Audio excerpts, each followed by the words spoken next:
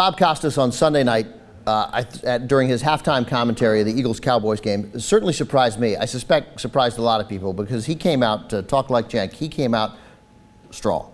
Bob Costas did, and he used a piece by Jason Whitlock, who writes for the Kansas City Star, or did, but he's a Kansas City-based writer. He now writes for Fox Sports. I don't know whether he still writes a piece in Kansas City. I like Bob Costas. I don't always agree with Jason Whitlock either, but he's a terribly interesting, thoughtful guy and a significant contributor to people who think about sports in interesting ways. Jason Whitlock's piece that Bob Costas quoted, and it's funny, it's almost more significant because a writer writing a piece like the one that Whitlock did is not as unusual as a broadcaster who's part of the establishment at NBC Sports the way Bob Costas did and quoted. But so Bob Costas quoted essentially this. I'll read straight from Jason Whitlock's piece. Costas paraphrased it a little bit, but here it is. This is the end of Whitlock's piece. How many young people have to die senselessly? How many lives have to be ruined before we realize the right to bear arms does not protect us from a government equipped with stealth bombers, predator drones, tanks, and nuclear weapons? That's the first time I've ever heard anybody make that point in my life, that protection from the government with stealth bombers, big deal, you got a rifle and a handgun. It's a freaking great point. Our current gun culture simply ensures that more and more domestic disputes will end in the ultimate tragedy, and that more convenience store confrontations over loud music coming from a car will leave more teenage boys bloodied and dead. In the coming days, Whitlock writes, Belcher's actions will be analyzed through the lens of concussions and head injuries. Who knows, he says, maybe brain damage triggered his violent overreaction to a fight with his girlfriend. What I believe is, if he didn't possess and own a gun, he and Kasandra Perkins would both be alive today. That's the message I wish Chiefs players, professional athletes, and all of us would focus on Sunday and moving forward. Handguns do not ensure our safety. They exacerbate our flaws, tempt us to escalate arguments, and bait us into embracing confrontation rather than avoiding it. But we won't hear that message, essentially. We'll watch Sunday's game and comfort ourselves with a false belief that we're incapable of the wickedness that exploded inside Jovan Belcher Saturday morning. It's a great piece. The whole piece is great.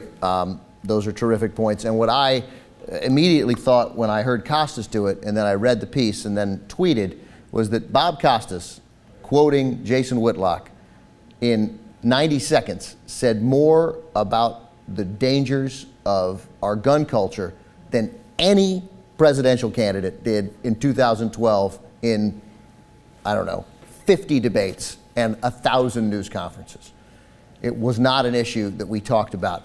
And Costas pointed out very wisely before he quoted Whitlock that, like, we're going to talk about perspective here, but then we won't, and we'll move on to the next horrific event. And granted, yes, there are plenty of events like this that don't involve professional athletes, but when we have an opportunity to focus on them, we should. Some of the criticism that Jason Whitlock got on Twitter afterwards was that how dare you politicize this tragedy, you know, with your political beliefs, to which Whitlock responded, or with your agenda, to which Whitlock responded, what's my agenda?